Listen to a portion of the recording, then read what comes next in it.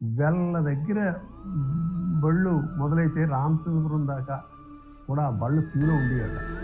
ఈయన మనుషుల్ని పరీక్ష కూడా చేసేవారు. ఆ పొట్ట మీద అది ఇది ఆయన చేత్తోనే ఏ స్టెథోస్కోప్ లేకుండా.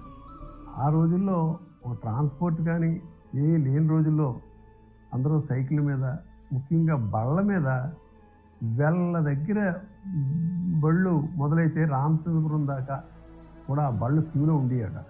ఆ రకంగా ముందు రోజే తెల్లవార్లు వచ్చేసి ఆ మందు కోసం క్యూలో నిలబడి తీసుకెళ్ళేవాడు.